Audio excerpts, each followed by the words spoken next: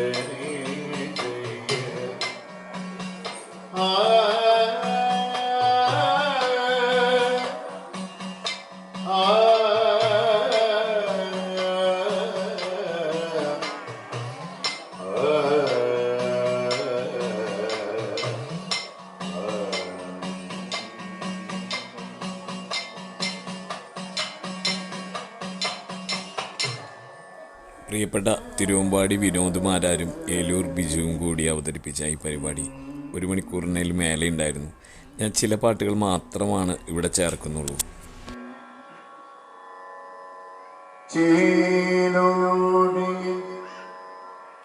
ഹൃദയതന്ത്രി മുരളിയ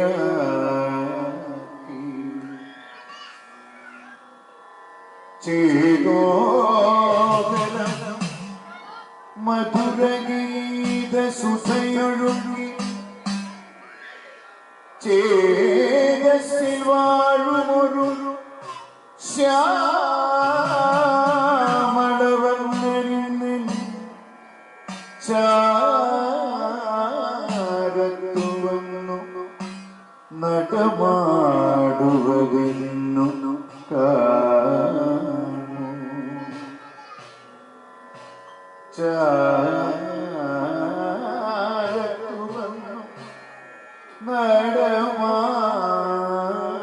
നടമാടുവതെന്നു കാമോ കൃഷ്ണ ഹരേ.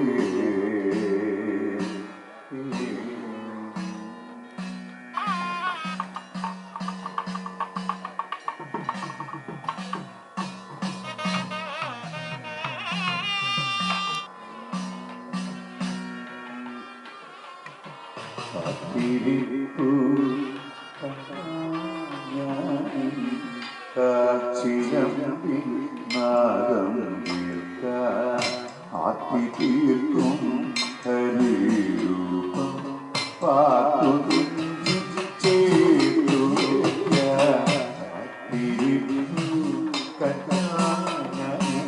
സാക്ഷിരം നാദം ആത്തിതീർക്കും ഹരിരൂപം പാത്തു ചേതു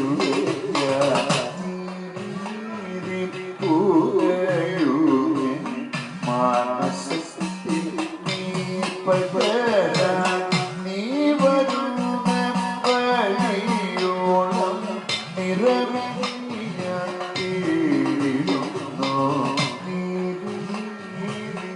നീരുമേ മാനസത്തിൽ നീ പകരാൻ നീ വരുന്ന വഴിയോളം നിറമിയ തീരുന്നു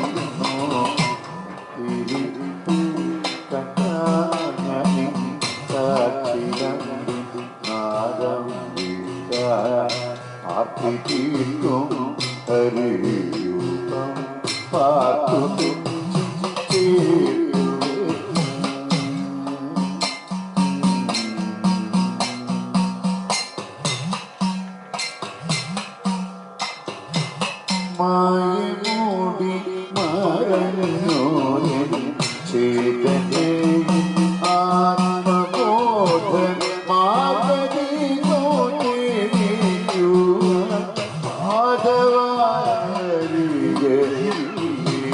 മായമൂടി മറഞ്ഞോനെ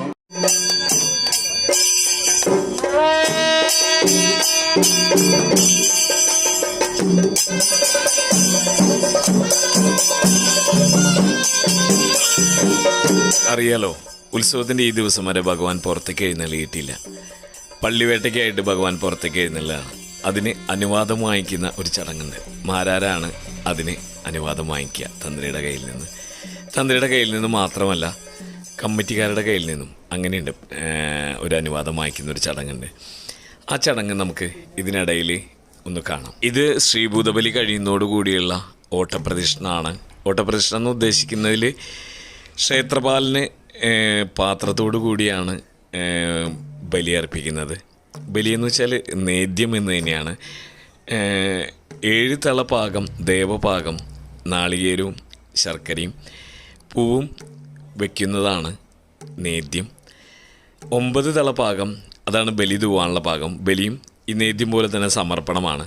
അത് പക്ഷേ ക്ഷേത്രപാലൻ എന്ന് പറഞ്ഞ സങ്കല്പത്തിന് അത് ബലിയായിട്ട് ഉള്ളതിൽ നേദ്യമായിട്ടാണ് സങ്കല്പിക്കുന്നത്. അത് ഈ 9 തള ദേവഭാഗത്തിൽ ഉണക്കലരി വേവിക്കുന്നതാണത്. അതിനെക്കുറിച്ച് പിന്നീട് ഒരിക്കൽ വിശദമായിട്ട് പറയാം. പണ്ട് ആധികാരികമായി ഇങ്ങനെയുള്ള കുറച്ച് പറകൾ മാത്രമാണ് അമ്പലങ്ങളിൽ ഉണ്ടായിരുന്നത്. ഈ ഒരു പറ നിറച്ച് കഴിഞ്ഞിട്ടാണ് എഴുന്നള്ളുന്നത്. നിറപറയുടെ മുമ്പിൽ ഭഗവാൻ പുറത്തേക്ക് ഗോപുരം കടക്കുന്നത്. അതിനു മുമ്പ് കുത്തുവിളക്കിൽ നിന്നാണ് ഈ വിളക്ക് കത്തിക്കുന്നത്. എല്ലാവർക്കും കാണാമല്ലോ. ഇനി ഇവിടെ നിന്ന് പാണി കൊട്ടിയിട്ടാണ് എഴുന്നള്ളുക. ആ പാണി കൂടി ഒന്ന് കേൾക്കാം.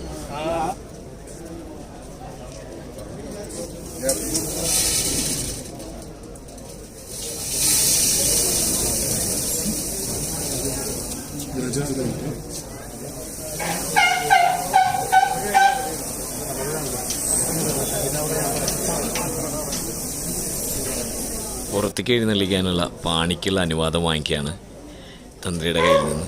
നമുക്കത് കേൾക്കാനൊന്നും പറ്റില്ല, പക്ഷെ എന്നാലും അതൊന്ന് കാണാം.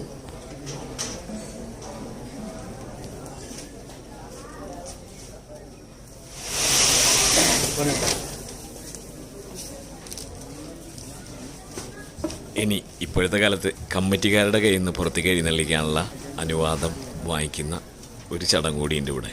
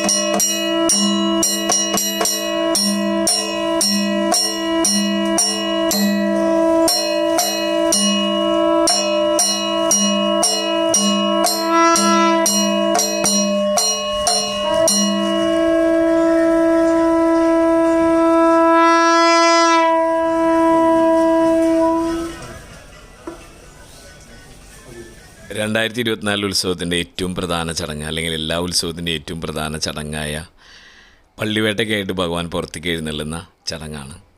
നമുക്കിനി അതിനു വേണ്ടി കാത്തിരിക്കാം. പള്ളിവേട്ട എഴുന്നള്ളത്തിൻ്റെ ഏറ്റവും പ്രധാന പ്രത്യേകതകളിലൊന്ന്, ഇവിടെ വരുന്ന ഗോപുരത്തിൻ്റെ അവിടെ, പുറത്ത് ആലിൻ്റെ അവിടെ ഒക്കെ ബലി തൂവിയതിന് ശേഷമാണ് പുറത്ത് അമ്പലനടക്കിൽ പള്ളിവേട്ട നടക്കുന്ന ആലിൻ്റെ അവിടെയും ബലി തൂവിയതിന് ശേഷം മാത്രമാണ് തന്ത്രിയുടെ കയ്യിൽ നിന്ന് അനുവാദം വാങ്ങിച്ച് പള്ളിവേട്ട നടക്കും. അമ്പലത്തിൻ്റെ ഒരു കാലത്തെ അല്ലെങ്കിൽ എല്ലാ കാലത്തെയും കമ്മിറ്റി അംഗങ്ങൾ അങ്ങനെയൊക്കെ പറയുമ്പോൾ തൃക്കൂർ മഠത്തിന് വലിയ പ്രാധാന്യമുണ്ട്.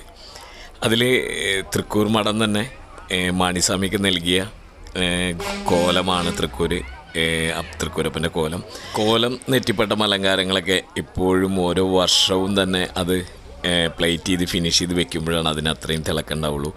ഇപ്രാവശ്യം സത്യപ്രകാശിൻ്റെയൊക്കെ തൃശ്ശൂർ പേരൂർ ആനച്ചമയത്തിൻ്റെ കോലം അത് വളരെ മനോഹരമായിട്ട് തന്നെയാണ് കാണുന്നത്. നല്ല വലിപ്പമുള്ള കോലം, എന്തിനും പോന്ന എന്ന് വെച്ചാൽ തൃക്കൂരപ്പൻ എന്ന് പറയുന്നത് മനസ്സിൽ ഏറ്റവും ഉയർന്ന സ്ഥാനത്താണ്. അതിൽ ഏറ്റവും ഉയർന്ന സ്ഥാനത്തുള്ള ഏറ്റവും മനോഹരമായൊരു കോലം തന്നെയാണ് ഇപ്രാവശ്യം ഇളക്കത്താലികളിങ്ങനെ മിന്നിത്തിളങ്ങുന്ന കോലം. പൂരങ്ങളുടെ നാട്ടിൽ ഉത്സവങ്ങളുടെ ആഘോഷങ്ങൾ കുറവാണ്. ഉത്സവങ്ങൾ ചടങ്ങുകൾ കൊണ്ട് സമ്പന്നമാണ് എന്ന് പറയുമ്പോഴും എറണാകുളം ഔട്ടത്തൂർ തൃക്കൂർ ഈ ഉത്സവം ഒരേ സമയത്താണ് നടന്നു വരുന്നത്.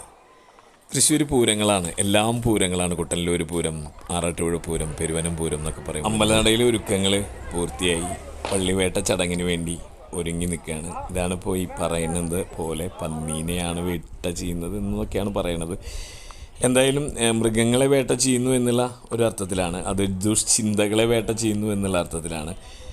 തന്ത്രി ഈ ബലി തൂവാനായിട്ട് ആൽത്തറയിലേക്ക് കയറുകയാണ്. അത് ബലി തൂവിക്കഴിഞ്ഞ് അനുവാദം കൊടുത്തതിന് ശേഷമാണ് ഈ പറയുന്ന പള്ളിവേട്ട. പള്ളി എന്നുള്ള ഉദ്ദേശിക്കുന്നത് വിശുദ്ധമായത് എന്ന് തന്നെയാണ്. വേട്ട എന്നുള്ളത് നമുക്കറിയാലോ, അതിന് അർത്ഥം തേടി പോകേണ്ട കാര്യമില്ലല്ലോ. അതെ, ഭഗവാൻ പ്രദക്ഷിണം ചെയ്ത് വന്ന് നിന്നതിന് ശേഷമാണ് ചടങ്ങുകൾ ആരംഭിക്കുന്നത്.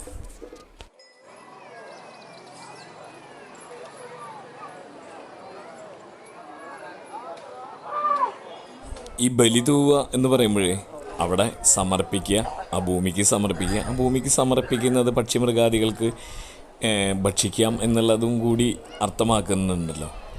അങ്ങനെ ഒരു സങ്കല്പത്തിന് നിരവധിയായ അർത്ഥങ്ങൾ കൂടിച്ചേരുന്നതാണല്ലോ ഈ ചടങ്ങുകളൊക്കെ വരുന്നത്.